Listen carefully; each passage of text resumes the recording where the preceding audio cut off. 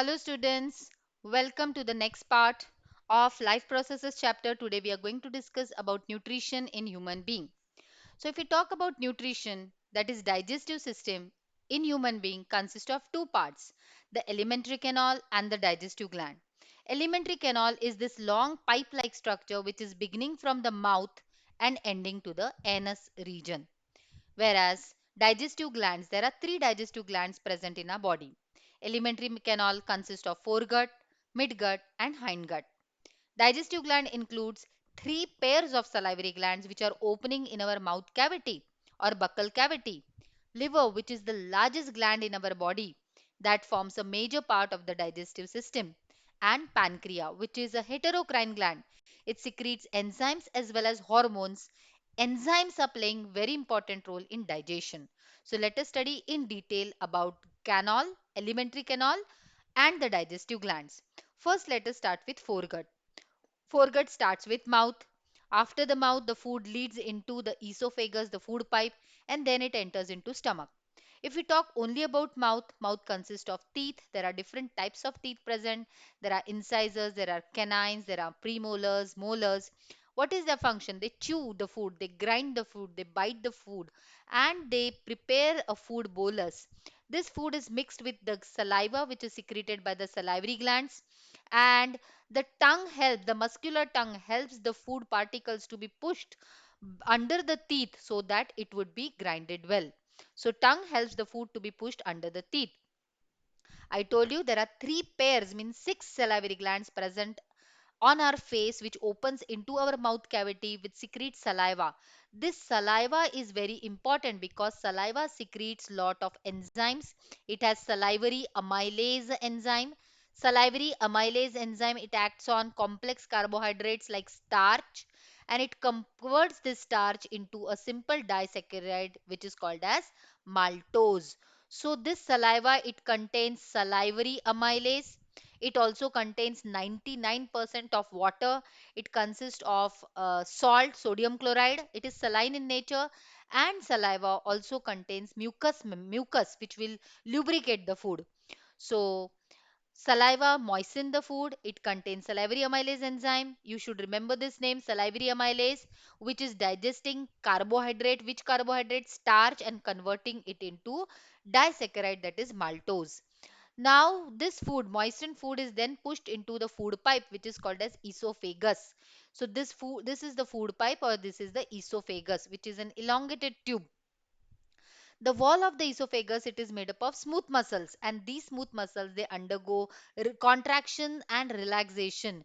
Because of this movement, which is caused, it is termed as peristaltic movement. The food bolus is slowly pushed ahead from the mouth towards the stomach. So peristaltic movement takes place in the wall of the esophagus because of contraction and relaxation of smooth muscles. Then the food is pushed towards the stomach. The wall of the stomach is again muscular. It contains, or it is lined by lot of gastric glands. So the wall of the stomach, it is lined by lot of gastric glands, and these gastric glands, they secrete gastric juices. These gastric juices are rich in hydrochloric acid, and therefore if you do not eat on time, you say I am suffering from severe acidity, because your stomach will be secreting the gastric juices by the gastric glands. And this hydrochloric acid is a very strong acid, the pH is 2, but this acidity is needed in the stomach to digest proteins. Enzyme pepsin is present in the gastric juices. Students, remember this name. Which enzyme is present in the gastric juices? Pepsin. What is it doing? It is converting complex proteins into simpler peptones or peptides. So protein digestion takes place in your stomach. So I hope you have followed this. Next important function that is occurring in the stomach is the lining of the stomach along with gastric glands. It also has mucus secreting glands, and they secrete mucus. This mucus will protect the inner lining of the stomach from the acidity. If there is no food, it might happen the pepsin may start digesting the inner wall of the stomach, but it does not happen because of the mucus which is secreted by the mucus glands lining the stomach. Now, at the beginning and at the end of the stomach, there are sphincter muscles. So, entry of the food inside the stomach or exit of the food from the stomach to the small intestine is regulated by the sphincter muscles. Sphincter muscles. Later, the food is passed into midgut. Midgut consists of small intestine. So, midgut is nothing but small intestine. It is the longest part of the alimentary canal. And always remember, students, the small intestine is much more longer in herbivores animals because they are feeding on cellulose, which is present in cellulose is a type of complex carbohydrate which is found in plants. And when herbivores feed on the cellulose, cellular digestion takes more time as compared to the carnivore which are feeding on meat.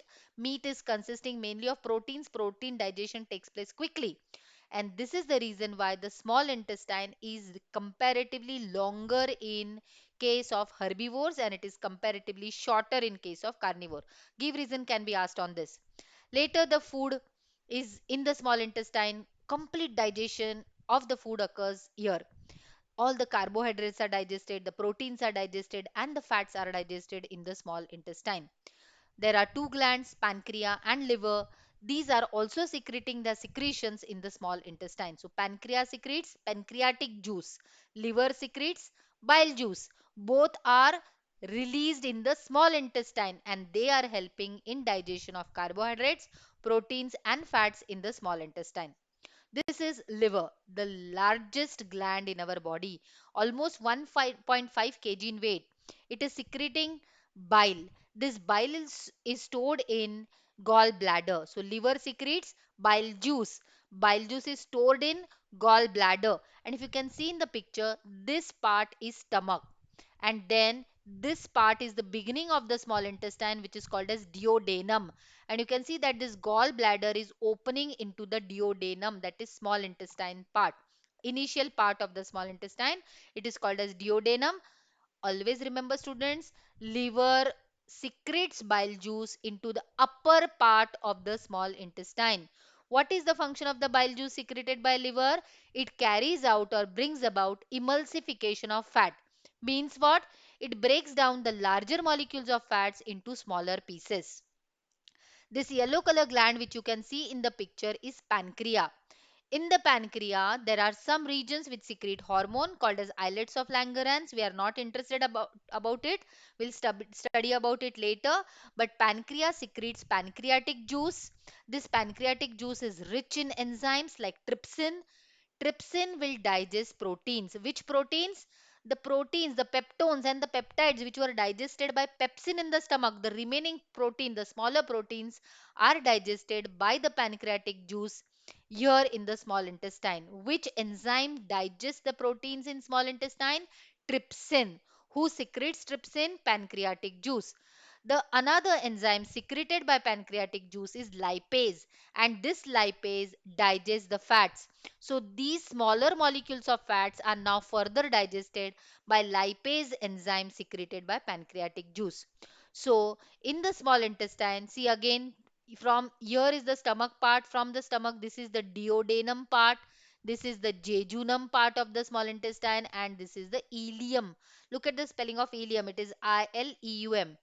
So these are the three parts. Complete digestion of food will take place here. Liver also opens into the duodenum. Pancreas also secretes the pancreatic juice in the duodenum. And the small intestine is also having lot of glands inside. And these glands also secrete lot of its own juices, intestinal juices, which are rich in enzymes. So, inside the intestine, inside the small intestine, there are more glands, which are called as intestinal gland. They also secrete enzymes, and those enzymes convert complex carbohydrates into simple sugars like glucose.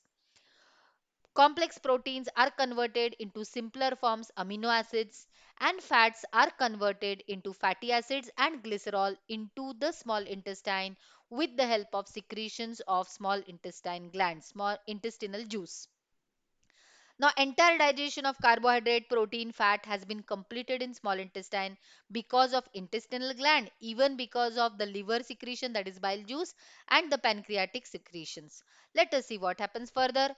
Now, If you see the inner lining of the intestine, it is having lot of finger like processes which you can see in the picture. These are called as microvilli. So everything is digested now. Carbohydrate into sugars, fats into fatty acids and glycerol, proteins into amino acids. These are absorbed by these microvilli. These microvilli, they increase the surface area for absorption of food. You can see the hollow small intestine. Inside, how many, so many microvilli are present, and they are like this finger like projection, and they absorb all the digested food. And these villi are supplied with rich blood vessels. You can see in this picture, so many blood vessels are there. Whatever food is absorbed is taken by these blood vessels to different part of the body, to different part of the cells in the body, and there is utilized, this food is utilized by different cells to give energy. So complete digestion takes place in the small intestine, and absorption of the food, digested food, also takes place with the help of microvilli in the small intestine. From here the blood vessels will take the food to all the parts of the cell, and there the cells will then utilize this food to get energy. This energy is used to build new tissues, for repairing, for growth, etc. Now, after the digestion is completed in small intestine, the remaining food, undigested food, passes into large intestine. Large intestine also has villi. This is large intestine. This is the ascending colon of the large intestine. This is the transverse colon, and this is the descending limb. So, into the large intestine also there are villi. They will absorb water from the undigested food. Only water absorption takes place in the large intestine. Undigested food is then passed into the rectum. Rectum is a storehouse, go down where the undigested food is stored, and then egestion of the undigested food takes place through anus. Here also it is controlled by anal sphincter or valve, we can say. Students, do not call it as excretion. Excretion is carried out by kidneys. Urination is excretion. Removal of nitrogenous waste is excretion. This is egestion. Removal of undigested food through anus is called as egestion. So I hope you have followed the different functions of different parts of the digestive system. Thank you.